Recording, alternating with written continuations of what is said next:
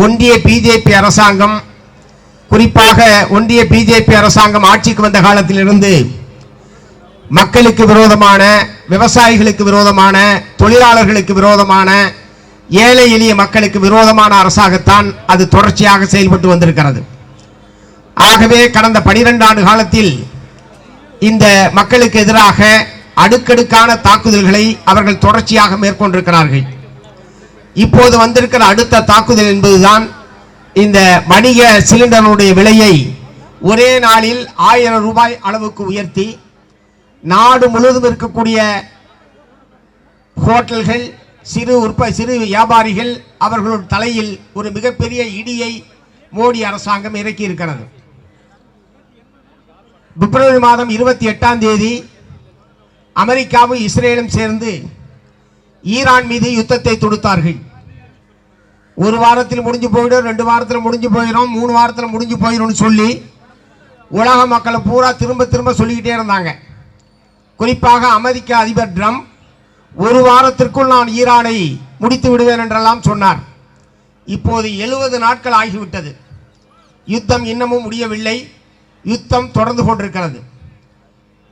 அமெரிக்காவும் இஸ்ரேலும் சேர்ந்து ஈரான் மீது தாக்குதல் என்று துவங்கினாலும் இன்றைக்கு வளைகுடா நாடுகள் முழுவதும் கடுமை இந்த யுத்தத்திலே இழுத்து விடப்பட்டிருக்கிறது. ஆகவே இப்போது அமெரிக்காவுடைய நோக்கம், அவர்கள் சொன்னார்கள், ஈரான் ஒரு 400 கிலோ யுரேனியத்தை வைத்திருக்கிறார்கள், அவர்கள் அணு ஆயுதத்தை தயாரிப்பார்கள், ஆகவேதான் நாங்கள் இந்த யுத்தத்தை தொடுத்திருக்கிறோம், அணு ஆயுத தயாரிப்பிலிருந்து ஈரானை தடுப்பதற்காகத்தான் இந்த சண்டை என்றெல்லாம் அவர்கள் விளக்கம் கொடுத்தார்கள். ஆனால் விளக்கம் கொடுத்தவன்ட்டு தான் ஏராளமான அணு ஆயுதங்கள் இருக்கிறது. இஸ்ரேலிடம்தான் அதிகமான அணு ஆயுதங்கள் இருக்கிறது. அணு ஆயுதம் வச்சிருக்கிற 2 நாட்டுக்காரனும் சேர்ந்து ஈரான் அணு ஆயுதம் தயாரிக்காமல் தடுப்பதற்காகத்தான் இந்த யுத்தம் என்கிற ஒரு பொய்யான காரணத்தை சொல்லி இந்த யுத்தத்தை துவக்கினார்கள். அவர்களுடைய நோக்கம் உலகத்தை காப்பாற்றுவதோ அணு ஆயுத உற்பத்தியை தடுத்து நிறுத்துவதோ அல்ல, மாறாக எண்ணெய் வளங்களை கொள்ளையடிக்க வேண்டும், எண்ணெய் வளங்களை தங்களுடைய கட்டுப்பாட்டில் கொண்டு வர வேண்டும் என்கிற நோக்கத்தோடு தான் அமெரிக்க ஏகாதிபத்தியம் இந்த யுத்தத்தை தொடர்ந்து நடத்தி கொண்டிருக்கிறது. இதனுடைய விளைவாகத்தான் இன்றைக்கு உலக நாடுகளில், பல்வேறு நாடுகளில் பெட்ரோல் டீசலுடைய விலை கடுமையாக உயர்ந்து கொண்டிருக்கிறது. எரிவாயுடைய விலை என்பது கட்டுப்படுத்த முடியாமல் போய் கொண்டிருக்கிறது. அதே மாதிரி இப்போ ஏதோ வணிக சிலிண்டர் தானே உயர்த்திருக்கிறான் அப்படின்லாம் நினைக்காதீங்க. வீட்டு உபயோகத்திற்கான சிலிண்டருடைய விலையும் அடுத்த ஒரு சில நாட்களில் கட்டாயம் உயரும். உயர்த்தாமல் இருப்பதற்கு அவர்களுக்கு வழியே கிடையாது. அதே மாதிரி இந்த புலம்பெயர் தொழிலாளர்கள், சிறு வியாபாரிகள், இவர்கள் பயன்படுத்தக்கூடிய 5 கிலோ சிலிண்டருடைய விலையும் 261 ரூபாய், 5 கிலோவுக்கு 261 ரூபாய் உயர்த்தப்பட்டிருக்கிறது. அப்பனா வீட்டு உபயோக சிலிண்டர் 14 கிலோ இதே அளவுக்கு உயர்த்தினால் ஒரு சிலிண்டருடைய விலை என்ன ஆகும்னு யோசிச்சு பாருங்க.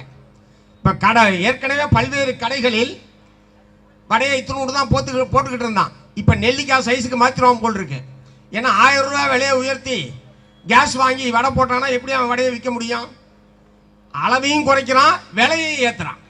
10 ரூபா விற்றுக்கிட்டு இருந்த வடை இப்போது 20 ரூபாய், 100% விலை உயர்ந்திருக்கிறது. இல்லை என்றால் ஹோட்டல்கள் நடத்த முடியாது. விறகுக்கு மாறினவன் தப்பிச்ச மாதிரி இருக்கிறான். விறகுக்கு மாறுவதற்கு வாய்ப்பு இருக்கிற கடைக்காரர்கள் தப்பித்துக் கொண்டார்கள். எரிவாயு மட்டுமே பயன்படுத்தி ஹோட்டல் தொழிலை நடத்தி கொண்டிருப்பவர்கள் எல்லாம் ஒன்று ஹோட்டலை மூட வேண்டும், இல்லை என்றால் அபரிதமான விலையை உயர்த்துவதை தவிர வேறு வழி இல்லை என்கிற அளவுக்கு கடுமையான பாதிப்பு என்பது ஏற்பட்டிருக்கிறது. இதன் விளைவு என்ன என்றால் தமிழ்நாடு முழுவதும் பல்லாயிரக்கணக்கான ஹோட்டல்கள் மூடப்பட்டு விட்டது. அந்த ஹோட்டலிலே பணி செய்து கொண்டிருந்த லட்சக்கணக்கான தொழிலாளர்கள் வேலை இழந்து கிராமத்துக்கு திரும்ப சென்று விட்டார்கள். எந்த கிராமத்திலே வேலை இல்லை என்று சொல்லி நகரத்துக்கு ஹோட்டலுக்கு வேலைக்கு வந்தார்களோ இந்த ஹோட்டல்கள் மூடப்பட்டதனுடைய விளைவாக லட்சக்கணக்கானோர் திரும்பவும் தங்களுடைய கிராமத்திற்கு சென்று வேறு வேலையை தேட வேண்டிய அவல நிலைமை என்பது ஏற்பட்டிருக்கிறது. மூன்றாவது, இப்போது கிக் தொழிலாளர்கள் என்று ஒரு பிரிவினர் உருவாகி இருக்கிறார்கள். ஆப் மூலமாக ஆர்டர் பெற்று ஆப் மூலமாக கொடுப்பது. அதுக்கு பூரா இப்போ ஆப் வச்சுட்டாங்க. ஆமாம், நம்ம ஆப் மூலமாக வேலையெல்லாம் தேட முடியாதுன்ற அளவுக்கு இப்போது ஆப் வைக்கப்பட்டு விட்டது. அதில் அந்த நீங்கள் பார்த்துருப்பீங்க, சொமோட்டோ, ஸ்விக்கி என்று சொல்லி ஒரு பெரிய சாக்கு சைஸுக்கு ஒரு பையை வச்சுக்கிட்டு 4 இட்லியை போட்டு தூக்கிட்டு வந்து கொடுக்குற வேலை இருக்கு பாருங்க. ஆமாம், 4 இட்லிக்கு எதுக்கு அம்மா பெரிய பை வச்சுருக்காங்கன்னு தெரில. ஒருவேளை நிறைய ஆர்டர் வாங்கினா அந்த மாதிரி பை செஞ்சாங்களான்னு தெரில. அந்த மாதிரி லட்சக்கணக்கான தொழிலாளர்கள் இந்த கிக் தொழிலாளர்கள் வேலையிலிருந்து வீதியிலே நிற்கிறார்கள். ஆகவே இப்படி பல லட்சக்கணக்கு ஏதோ ஒரு வெறும் கேஸ் விலை உயர்வு என்பதற்காக மட்டும் இந்த ஆர்ப்பாட்டத்தை நாம் நடத்தவில்லை. இதன் விளைவாக கடுமையான வேலையின்மை என்பது ஏற்கனவே வேலையில் இருந்தவர்கள் வீட்டுக்கு அனுப்பக்கூடிய நிலைமை என்பது ஏற்பட்டிருக்கிறது. இரண்டாவது, உணவுப் பொருட்களுடைய விலை, ஹோட்டலில் இருந்துதான் உணவை சாப்பிட வேண்டும் என்கிற முறையில் பல லட்சக்கணக்கான பேர் வாழ்ந்து கொண்டிருக்கிறார்கள். வேலை நிமித்தமாக வாழ்வாதாரத்திற்காக வந்தவர்கள், இங்கே வந்து தங்கி வேலை செய்யக்கூடியவர்கள், பேயிங் கெஸ்டாக இருக்கக்கூடியவர்கள், ஹோட்டலிலே மட்டும் சாப்பிடக்கூடியவர்கள் எல்லாம் இப்போது ஏற்கனவே 1000 ரூபா கொடுத்து சாப்பிட்டானா இப்போ 2000 ரூபா கொடுன்னு கேட்குறாங்க. இல்லை என்றால் உங்களுக்கு சோறு போட முடியாது, நீ கிளம்பு, என்னால் கட்டுப்படி ஆகாது என்று சொல்லக்கூடிய அளவுக்கு 100% விலை உயர்வு என்பது உணவுப் பொருட்களுடைய விலை என்பது ஏறி இருக்கிறது. ஆகவே மிக கடுமையான விளைவுகளை ஏற்படுத்தி இருப்பது இந்த சிலிண்டர் விலை உயர்வு. ஆகவேதான் தேர்தல் வேலைகளுக்கு மத்தியில் அது தேர்தல் முடிவுகள் எதுவாக வேண்டுமானாலும் இருக்கட்டும், மக்களை பாதிக்கக்கூடிய பிரச்சனைகளின் மீது சமரசமில்லாமல் நாம் இந்த போராட்டத்தை நடத்துவோம் என்கிற முறையிலே தான் இடதுசாரி கட்சிகளும் விடுதலை சிறுத்தைகளும் உடனடியாக இந்த போராட்டத்தை நாங்கள் அறிவித்தோம். தேர்தல் முடிவுகளுக்கு முன்பாகவே நாங்கள் அறிவித்தோம். தேர்தல் முடிவுகள் எதுவாக இருந்தாலும் மக்கள் நலன் சார்ந்த பிரச்சனைகளில் இடதுசாரிகளும் விடுதலை சிறுத்தை கட்சிகளும் இணைந்து நின்று தொடர்ந்து போராடும் என்பதை வெளிப்படுத்தக்கூடிய வகையிலே தான் இந்த போராட்டத்துக்கான அறிவிப்பை நாங்கள் வெளியிட்டோம் என்பதை நான் இங்கே தெரிவித்துக் கொள்ள விரும்புகிறேன். ஆகவே ஒன்றிய பிஜேபி அரசாங்கத்திற்கு இந்த கண்டன ஆர்ப்பாட்டத்தின் வாயிலாக நாங்கள் சொல்ல விரும்புவது, உடனடியாக இந்த விலை உயர்வை திரும்ப பெற வேண்டும். ஒருவேளை அவன் சொல்றான் சர்வதேச சந்தையில் விலையெல்லாம் ஏறி போச்சு. நான் என்ன கேட்க விரும்புகிறேன், 2014 இவர் ஆட்சிக்கு வந்தபோது $140 ஒரு பேரல் கச்சா எண்ணெயுடைய விலை என்பது இருந்தது. படிப்படியாக குறைந்து $42 வந்தது. இந்த விலை படிப்படியாக கச்சா எண்ணெயுடைய விலை குறைந்த போது அந்த விலை குறைப்பினுடைய லாபத்தை மக்களுக்கு கொடுக்கணுமா வேணாமா? பெட்ரோல் விலையை குறைச்சாங்கன்னா அந்த 12 வருஷத்துல, டீசல் விலையை குறைச்சாங்கன்னா, கேஸ் விலையை குறைச்சாங்கன்னா, மாறாக கேஸுக்கு இருந்த மானியத்தை பூரா ரத்து பண்ணி நீங்க மொத்தமாக கொடுத்து வாங்கிங்க, மானியத்தை பூரா உங்க அக்கௌண்ட்ல போடுறோம், நீங்க மாசம் மாசம் எடுத்து சந்தோஷமா செலவு பண்ணலாம்னு சொல்லி மானியத்தை குறைச்சி மானியத்தை இல்லாம பண்ணி மொத்த விலையும் கொடுத்துத்தான் சிலிண்டர் வாங்க வேண்டும் என்கிற நிலைமையை ஏற்படுத்தியது பிஜேபி அரசு. இப்போது மானியம் போடுறானா? மானியத்தை முற்றிலும் அது மக்களை ஏமாற்றுகிற காரியம். மானியத்தை போக மீதி விலை கொடுத்தால் போதும் என்று இருந்த சிலிண்டர் விலையை நீங்கள் மொத்தமாக கொடுத்து வாங்குங்கள், மானியத்தை அக்கௌண்ட்ல போடுறான்னு எதுக்கு சொல்லணும்? அவன் கம்பெனிக்கு அதை கொடுத்துருக்கலாமே, எதுக்கு நம்ம அக்கௌண்ட்ல இவ்வளவு பெரிய அக்கௌண்ட்ல போடணும்? என்ன சொன்னா, மத்திய அரசாங்கம் நேரடியாக உங்களுக்கு பணம் தருது என்கிற மாதிரியான ஒரு ஏமாற்று தந்திரத்தை தான் அதன் மூலமாக அவர்கள் நிறைவேற்றினார்கள். இப்போது அந்த மானியம் என்பது முற்றாக ரத்து செய்யப்பட்டு விட்டது. இப்போது ஒரு பேரல் கச்சா எண்ணெயுடைய விலை என்பது சர்வதேச சந்தையில் $126 உயர்ந்து விட்டது. சண்டை ஆரம்பிக்கும் போது $70 தான் இருந்தது. இப்போது $120 கிட்டத்தட்ட 2 மடங்காக கச்சா எண்ணெயுடைய விலை என்பது உயர்ந்து விட்டது. அதுக்கு யார் காரணம்? அமெரிக்காவை இஸ்ரேல் அதுக்கு பொறுப்பு இல்லையா? ஈரான் பொறுப்பு இல்லையா? அல்லது இந்த மாதிரியான ஒரு நெருக்கடி ஏற்படுகிற போது கேஸ் என்பதும் பெட்ரோல் டீசல் என்பதும் அத்தியாவசியமான பொருள். அது இருந்தார்கிட்ட இல்லைன்னா போட்டுட்டு ஒரு முடிவுக்கு வர முடியுமா? பெட்ரோல் விலை $200 விற்கிறதுக்காக பெட்ரோல் போடாமல் இருக்க முடியுமா? டீசல் விலை $300 விற்கிறதுக்காக டீசல் போடாமல் இருக்க முடியுமா? கேஸ் விலை $2000 என்பதற்காக சமைக்காமல் இருக்க முடியுமா? அப்ப இது மக்களுடைய அத்தியாவசியமான தேவை என்கிற முறையில் அதற்கு மானியம் வழங்குவதற்கு பதிலாக மொத்த விலை உயர்வையும் மக்கள் தலையில் சுமத்துகிற மோடி அரசாங்கத்தினுடைய இந்த மக்கள் விரோத நடவடிக்கையை நாம் கண்டிக்கிறோம். முதலாளிகளுக்கு ஒரு நெருக்கடி வந்தால் நம்முடைய நிதியமைச்சர் ஓடோடி சென்று உதவுகிறார். தொழில்களிலே ஒரு நெருக்கடி என்றால் முதலாளிகள் அதனால் பாதிப்பார்கள் என்று சொன்னால் கடன் தள்ளுபடி என்கிற பெயரில் ஊக்கத்தொகை என்கிற பெயரில் பல லட்சக்கணக்கான கோடி ரூபாய்களை முதலாளிகளுக்கு இவர்களால் வழங்க முடிகிறது. ஆனால் நாடு முழுவதும் இருக்கக்கூடிய கோடிக்கணக்கான மக்களுக்கு ஒரு பாதிப்பு என்றால் அதை பற்றி கடுகளவும் கவலைப்படாத ஒரு கூட்டமாகத்தான் ஒன்றிய பிஜேபி அரசாங்கம் நடந்து கொண்டிருக்கிறது. ஆகவேதான் நம்முடைய வலிமை மிக்க இந்த எதிர்ப்பை தெரிவிக்கக்கூடிய வகையில் இன்றைய தினம் தமிழ்நாடு முழுவதும் அனைத்து மாவட்ட தலைநகரங்களிலும் பல லட்சக்கணக்கான நம்முடைய தோழர்கள் கலந்து கொள்ளக்கூடிய பிரமாண்டமான இத்தகைய கண்டன ஆர்ப்பாட்டங்கள் என்பது நடந்து கொண்டிருக்கிறது. இது முதற்கட்ட போராட்டம். மத்திய அரசாங்கம் இந்த கோரிக்கையை ஏற்கவில்லை என்று சொன்னால் அடுத்தடுத்த கட்டமாக நாம் போராட்டத்தை விரிவுபடுத்துவோம் என்பதை இந்த நேரத்தில் தெரிவித்துக் கொள்ள விரும்புகிறேன். இரண்டாவது, ஏப்ரல் மாதம் 24ஆம் தேதி இந்திய ரயில்வே ஒரு சுற்றறிக்கை அனுப்பியிருக்கிறார்கள். 2% பணியிடங்களை ஒழித்து கட்டுவது. அதாவது 1990-91 இந்தியா முழுவதும் ரயில்வே துறையில் வேலையில் இருந்தவங்க 16,50,000 பேர். எவ்வளவு பேர்? 16,50,000 பேர். இது 24-25 கடந்த ஆண்டு 24-25 12,29,000 ஏறத்தாழ 4,4 லட்சம் பணியிடங்களை ஏற்கனவே ஒழித்து கட்டிவிட்டார்கள். 4,4 லட்சம் பணியிடங்களை மோடி அரசாங்கம் வந்த காலத்திலிருந்து மட்டும் ஒழித்து கட்டப்பட்டிருக்கிறது. இப்போது மேலும் இந்திய நாடு முழுவதும் 30,000 பணியிடங்களை காலி செய்வது என்பதுதான் ஏப்ரல் மாதம் 24ஆம் தேதி அவர்கள் வெளியிட்டிருக்கிற சுற்றறிக்கை. இவர் 2014 தேர்தலில் என்ன சொன்னாரு?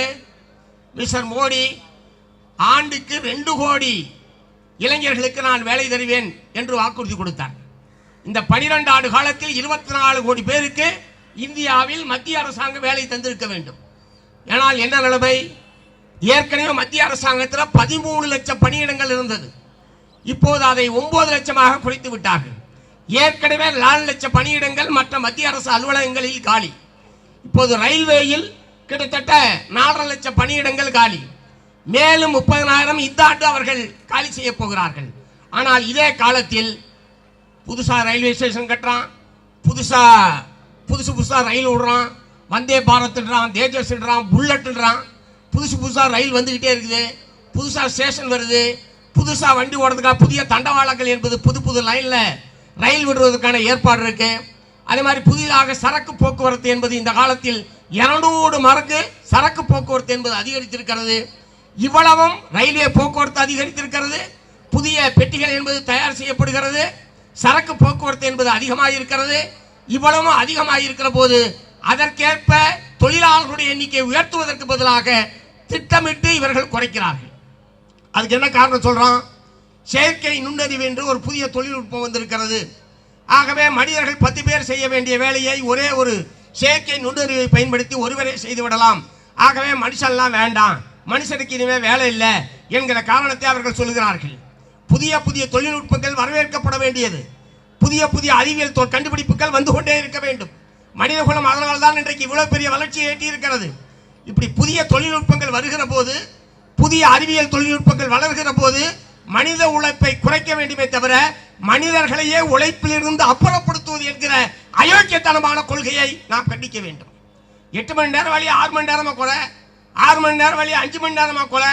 அதுக்கு பதிலாக நீங்க செயற்கை நுண்ணறிவு வந்துருச்சு, ஆகவே உனக்கு வேலை இல்லைன்னா அவன சாகிறதா? வேலை இல்லை என்றால், வருமானம் இல்லை என்றால், வாழ்வாதாரம் இல்லை என்றால் எப்படி மனிதர்கள் பிழைப்பார்கள்? அவன சாகிறதான்னு கேட்கிறேன். அதற்கு பதில் சொல்ல வேண்டாமா மத்திய அரசாங்கம்?